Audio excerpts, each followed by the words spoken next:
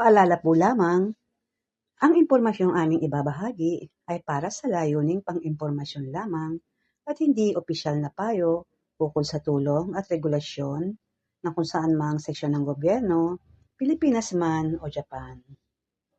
Karapatan ng mga dayuhan sa pagtanggap ng Seikatsu Hogo sa Japan.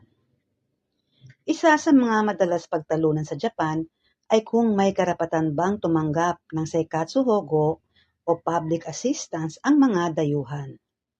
Maraming maling impormasyon ang kumakalat na nagsasabing mas madaling makatanggap ng welfare ang mga dayuhan kaysa sa mga Hapon. Ngunit ayon sa opisyal na datos at batas ng Japan, iba ang tunay na sitwasyon. Ano ang sinasabi ng batas? Ang Public Assistance Act, Seikatsu Hogo Hu, ay orihinal na ginawa para sa mga mamamayang Hapones. Noong 2014, nagpasya ang Supreme Court of Japan na ang mga dayuhan ay walang legal na karapatan o legal entitlement sa Seikatsu Hogo sa ilalim ng batas. Gayunman, hindi ibig sabihin nito na bawal silang tumanggap. Mula pa noong 1954, naglabas ang dating Ministry of Health and Welfare ng administrative notice na nagpapahintulot sa mga lokal na pamahalaan na magbigay ng Seikatsu Hogo sa mga dayuhang legal na naninirahan sa Japan kung sila ay tunay na nangangailangan.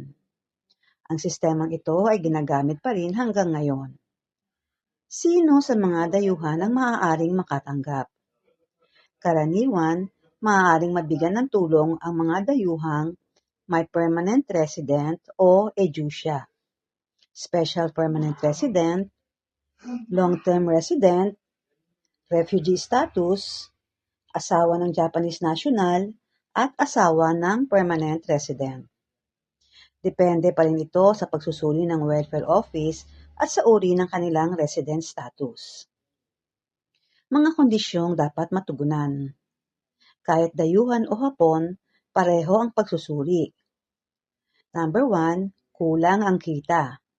Dapat mas mababa ang kabuuang kita kaysa sa itinakdang minimum living standard. Number 2, walang sapat na ipon. Susuriin ang bank accounts, ang cash savings, insurance at investments. Number 3, walang ari-ariang maaaring ipagbili. Halimbawa, lupang hindi ginagamit, dagdag na bahay, at mahalagang asset. Number 4, dapat magtrabaho kung kaya. Kung may kakayahang magtrabaho, inaasahang maghahanap ng trabaho. Number 5, dapat munang gamitin ang ibang benepisyo.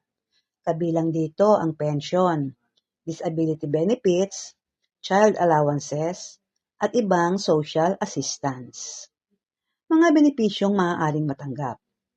Kapag naaprubahan, maaaring makatanggap ng living assistance, housing assistance, medical assistance, education assistance, nursing care assistance, at funeral assistance. Pareho lamang sa natatanggap ng mga Japanese beneficiaries. Narito ang mga maling paniniwala. Maling paniniwala number 1. Mas maraming dayuhan ang tumatanggap ng welfare kaysa Hapon. Ito ay hindi totoo. Ayon sa datos ng Ministry of Health, Labor and Welfare, humigit kumulang 2.9% lamang ng lahat ng welfare household sa Japan ang pinamumunuan ng foreign residents. Maling paniniwala number 2. Mas madali para sa dayuhan ang maaprubahan. Ito ay walang opisyal na ebidensya na sumusuporta rito. Ang parehong pagsusuri sa kita, ipon, ari-arian, at kakayahang magtrabaho ay isinasagawa sa parehong Japanese at foreign applicants. Maling paniniwala number 3. Iligal ang pagbibigay ng welfare sa dayuhan. Hindi rin ito tama.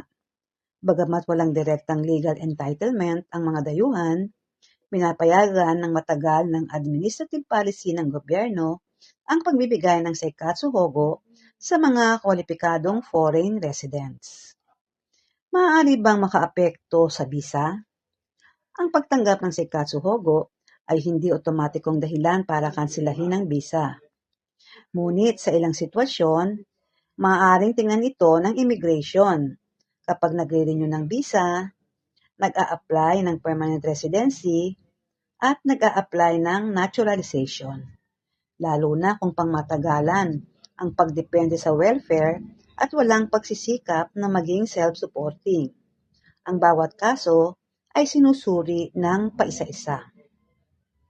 Sa konklusyon, ang mga dayuhan sa Japan ay walang ganap na legal rights sa Seikatsu Hogo tulad ng mga Japanese citizen. Ngunit, maaari silang tumanggap ito sa pamamagitan ng matagal ng patakaran ng gobyerno kung sila ay legal na residente at tunay na nangangailangan. Ang pag-aproba ay nakabatay sa kahirapan ng kalagayan, hindi sa nasyonalidad. Sa kasalukuyan, wala pang 3% ng lahat ng welfare household sa Japan ang pinamumunuan ng mga dayuhan. Kaya mali ang paniniwalang karamihan ng tumatanggap ng Seikatsu Hogo ay foreigners. Ito rin ay nagsisilbing huling safety net ng Japan para sa mga taong wala ng sapat na kakayahan. Disclaimer lamang po, ang lahat ng impormasyong ibinahagi ay para sa layuning pang-impormasyon lamang at hindi garantisadong kumpleto o laging updated. Ito ay maaaring magbago nang walang paunang abiso. Ang creator ay hindi mananagot sa anumang direkta o hindi direktang epekto na maaaring magmula sa paggamit o interpretasyon ng impormasyong ito. Sa pangwakas, umaasa po kami na nakatulong ang impormasyong ito bilang gabay. Para sa pinakabagong update at opisyal na detalye, makabubuting i-verify pa rin sa tamang ahensya o autoridad. Marami pong salamat.